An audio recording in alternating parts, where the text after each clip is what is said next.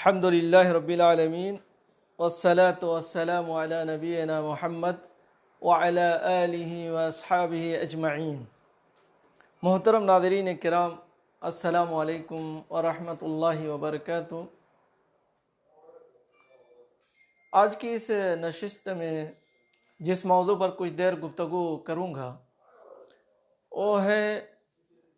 کپڑوں کو ٹخنے سے نیچے کرنا۔ کپڑوں کو ٹخنے سے نیچے کرنے کا کیا حکم ہے؟ آج کل ہمارے معاشرے میں، ہماری سوسائٹی میں بہت بڑی تعداد ہے جو اپنے کپڑوں کو ٹخنوں سے نیچے رکھتے ہیں، اور بعض لوگ کہتے ہیں کہ جیسے پائجامہ ہے یا پینٹ ہے، یہ اسی طریقے سے ہوتا ہے کہ ہم اس کو اوپر نہیں اٹھا سکتے، اس طرح کی دلیلیں دیتے ہیں، جبکہ یہ صحیح نہیں ہے۔ آپ اسی حساب سے سلائی کریں کہ آپ کا کپڑا ٹخنے سے اوپر ہو۔ آج اس پر لوگ توجہ نہیں دیتے، حالانکہ یہ کوئی چھوٹا موٹا مسئلہ نہیں ہے، بلکہ بخاری وغیرہ کی یہ حدیث ہے، ما اسفل من الکعبین من الازار ففی النار، یعنی ٹخنے سے جو کپڑا نیچے ہوگا وہ جہنم میں جائے گا، وہ حصہ جہنم میں جائے گا۔ تو ہم جو کپڑا پہن رہے ہیں، چاہے ازار کی شکل میں، لنگی کی شکل میں ہو، پیجامے کی شکل میں ہو، پینٹ شکل میں ہو یا جبے کی شکل میں ہو، اس کو ٹخنے سے اوپر رکھنا چاہیے۔ اور بعض لوگ یہ دلیل دیتے ہیں کہ جو تکبر کی وجہ سے پہنے گا یہ اس کے لیے مسئلہ ہے۔ میرے بھائیو دوستو، یہ دونوں طرح کی چیزیں ہیں۔ اگر کوئی آدمی تکبر سے پہنتا ہے تو اس کی زیادہ اور سخت ہے، اس کی سزا اور سخت ہے، اور جو آدمی تکبر کی وجہ سے نہیں پہنتا، بس ایسے ہی اس کا کپڑا نیچے جاتا رہتا ہے، تو یہ بھی سزا ہے کہ اس کا وہ حصہ جہنم میں جائے گا۔ ٹخنے سے نیچے جا رہا ہے تو وہ حصہ جہنم میں جائے گا، اس لیے ہم لوگوں کو اس کا خیال کرنا چاہیے، اور کپڑے کو ہمیشہ ٹخنے سے اوپر رکھنا چاہیے، یعنی نصف ساق سے، نصف پڈلی سے لے کر کے آپ ٹخنے کے اوپر تک رکھیں، ٹخنے سے اوپر، ٹخنے کے اوپر کپڑا نہیں جائے، یعنی ٹخنا نہ ڈھکے آپ کا۔ ٹخنا کہتے ہیں وہی جو پڈلی آپ کی ہے،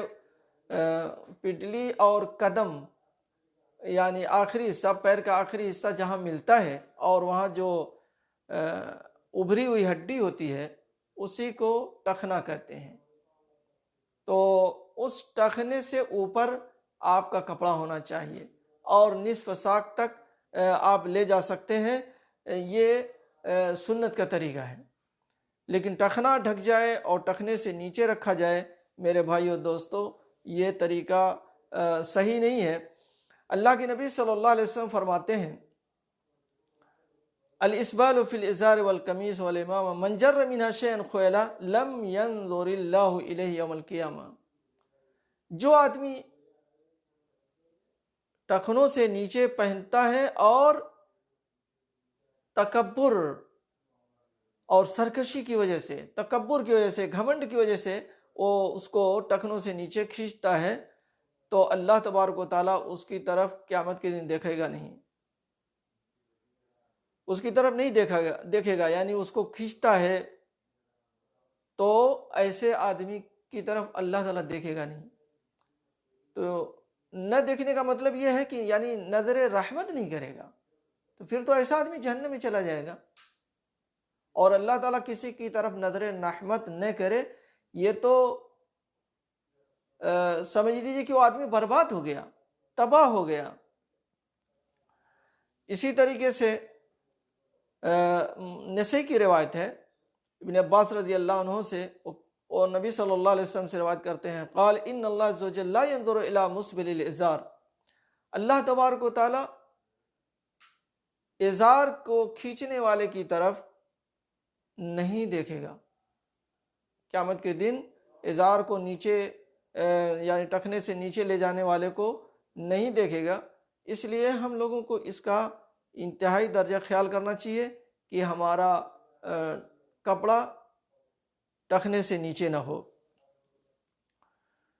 اسی طریقے سے بعض لوگ یہ کہتے ہیں کہ یہ صرف ہے انہی لوگوں کے لیے جو گھمنڈ سے کرتے ہیں۔ تو میرے بھائی اور دوستو، اگر کوئی آدمی ازار نیچے کرتا ہے ٹخنے سے اور گھمنڈ نہیں ہے تو وہ حصہ جہنم میں جائے گا۔ اور اگر اس کو گھمنڈ بھی ہے، گھمنڈ کی وجہ سے، تکبر کی وجہ سے ایسا کر رہا ہے، تو اللہ تبارک و تعالیٰ اس آدمی کی طرف کل قیامت کو نظر رحمت بھی نہیں کرے گا۔ اور بعض دفعہ ایسا بھی ہو سکتا ہے کہ ایسے آدمی کو دنیا میں بھی اللہ تبارک و تعالیٰ کا عذاب پکڑ لے، اس لیے کہ اللہ کے نبی صلی اللہ علیہ وسلم نے بعض لوگوں کے بارے میں بتایا کہ وہ تکبر کی وجہ سے اپنے کپڑوں کو کھینچتے ہوئے چل رہے تھے تو اللہ تعالیٰ نے اس کو زمین میں دھسا دیا اور وہ قیامت تک دھستا چلا جا رہا ہے، قیامت تک دھستا چلا جا رہا ہے۔ اس لیے تکبر کے ساتھ جو لوگ کر رہے ہیں تو یہ تو مسئلہ بہت ہی خراب ہے ان کا۔ اور بعض لوگ دلیل دیتے ہیں کہ حضرت ابو بکر رضی اللہ عنہ کا کپڑا جو ہے وہ ٹخنے سے نیچے چلا جایا کرتا تھا، تو اس حدیث کے اندر یہ ہے کہ حضرت ابو بکر رضی اللہ عنہ برابر کوشش کیا کرتے تھے کہ کپڑا ٹخنے سے نیچے نہ جائے، کپڑا ٹخنے سے نیچے نہ جائے، لیکن بعض دفعہ چلا جاتا تھا۔ تو ایک آدمی یہ کہ مستقل طور سے کپڑا ٹخنے سے نیچے پہن رہا ہے، اور ایک آدمی وہ ہے جو ٹخنے سے اوپر پہنتا ہے لیکن بسا اوقات اس کا چلا جا رہا ہے، کپڑا سرک جا رہا ہے، تو دونوں میں بہت فرق ہے میرے بھائیو دوستو۔ اسی طریقے سے عبداللہ ابن عمر رضی اللہ عنہ کی روایت ہے، اس کو امام مسلم نے روایت کیا ہے، کہتے ہیں مررت علی رسول اللہ صلی اللہ علیہ وسلم وفی ازار استرخاء، میں اللہ کی نبی صلی اللہ علیہ وسلم کے پاس سے گزرا اور میرا ازار نیچے لٹکا ہوا تھا، تو آپ صلی اللہ علیہ وسلم نے فرمایا یا عبداللہ ارفع ازارک، اے عبداللہ اپنے ازار کو اٹھاؤ، فرفعتہ، میں نے اس کو اٹھایا، ثم قال زد، پھر آپ نے فرمایا زیادہ کرو، فزدت، پھر میں نے اور اوپر اٹھایا، فما زلت اتحرھا بعد، پھر اس کے بعد میں برابر کوشش کرتا رہا کہ میرا کپڑا اوپر رہے، فقال بعض القوم الی این، فقال انصاف الساقین، یعنی یہ کپڑا کہاں تک ہونا چاہیے؟ بعض لوگوں نے پوچھا، قوم کے بعض لوگوں نے پوچھا کہاں تک کپڑا ہونا چاہیے، تو انہوں نے فرمایا کہ نصف ساق تک ہونا چاہیے، نصف پڈلی تک ہونا چاہیے۔ نصف پڈلی سے لے کر کے ٹخنے تک، یعنی ٹخنے کے اوپر تک کپڑا رکھیں، کہیں بھی رہے، کسی بھی یعنی نصف ساق سے لے کر کے ٹخنے کے اوپر کے حصے میں کہیں بھی رہے تو اس میں کوئی حرج نہیں ہے، لیکن ٹخنے کے اوپر رہے یہ بھی حرج ہے، اور ٹخنے کے نیچے چلا جائے تو یہ تو انتہا درجہ اس میں شدت ہے احادیث کے اندر۔ اس لیے ایک مسلمان کو اس سے بچنا چاہیے، اور اس میں یعنی پینٹ ہے اور سبھی چیزیں اس میں شامل ہیں، اسی طرح سے جبہ ہے یا سعودی عرب کا یہ مشلہ ہے، یہ سب چیزیں اس میں داخل ہیں۔ تو آدمی کے لیے مستحب یہ ہے کہ اس کا ازار نصف ساق تک ہو،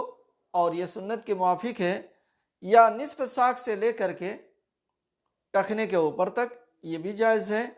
اور ٹخنے کے اوپر یہ محرم ہے، حرام ہے، اور ٹخنے سے نیچے اگر ہے تو یہ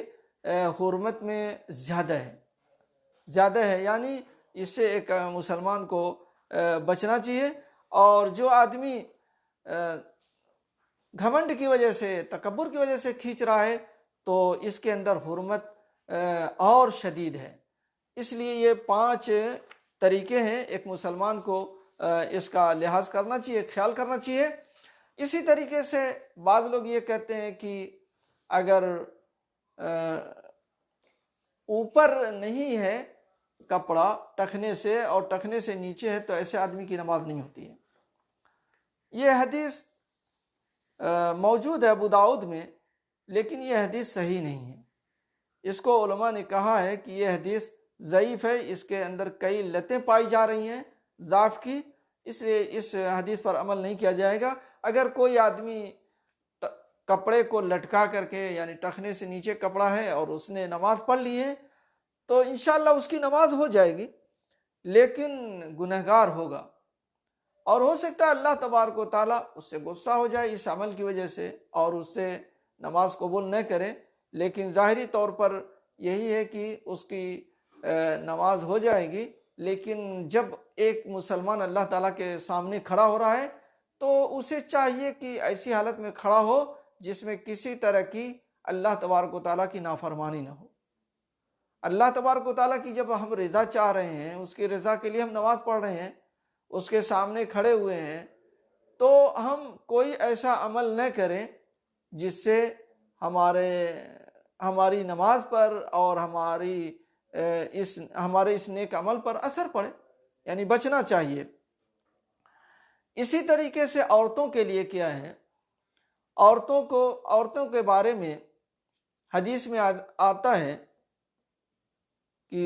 اللہ کے نبی صلی اللہ علیہ وسلم فرماتے ہیں من جر ثوب من الخیلاء لم ينظر اللہ الیہ، قالت ام سلمہ یا رسول اللہ فکیف تصنع النساء بذیولہن قال ترخینہ شبرا۔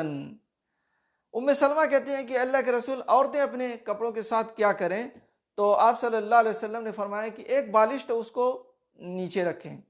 لٹکائے رکھیں۔ قالت اذن تنکشف اقدامہن، تب تو ان کے قدم، وہ کہتی ہیں تب تو ان کے قدم کھل جائیں گے۔ قالت ترخینہ ذراعا، یعنی ایک ہاتھ، پھر ایک ہاتھ اس کو لٹکائے رکھیں زمین پر، ایک ہاتھ اس کو زمین پر لٹکائے رکھیں تاکہ ان کا پیر نہ دکھائی دے۔ آج دیکھیے کتنی عورتیں ایسا کپڑا پہنتی ہیں کہ وہ ٹخنے سے اوپر ان کا کپڑا ہوتا ہے، جبکہ ان کا ٹخنے کے نیچے ایک ہاتھ لٹکنا چاہیے یا ایک بالش سے نیچے رہنا چاہیے تاکہ ان کا قدم بھی ظاہر نہ ہو۔ یہ عورتوں کے لیے حکم ہے، لیکن آج معاملہ الٹا ہوتا جا رہا ہے۔ مرد حضرات اپنا کپڑا نیچے لٹکا رہے ہیں اور عورتیں اپنا کپڑا اوپر اٹھا رہی ہیں، جبکہ عورتوں کو کپڑا نیچے رکھنا چاہیے، ان کا پیر چھپا رہے، زمین پر ان کا کپڑا لٹکتا رہے، لیکن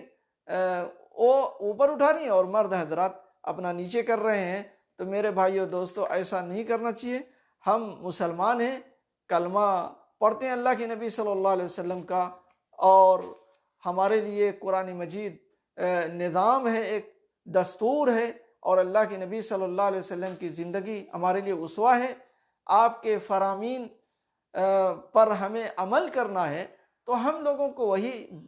اسی طریقے سے چلنا چاہیے جس طریقے سے اللہ کے نبی صلی اللہ علیہ وسلم نے ہم لوگوں کو حکم دیا ہے۔ اللہ تعالیٰ سے دعا ہے کہ اللہ تبارک و تعالیٰ ہم لوگوں کو جو ہدایت کا راستہ ہے اس پر چلنے کی توفیق عطا فرمائے، آمین۔ وآخر دعوانا ان الحمد للہ رب العالمین، وصلی اللہ علی نبینا محمد وعلی آلہ واصحابہ اجمعین۔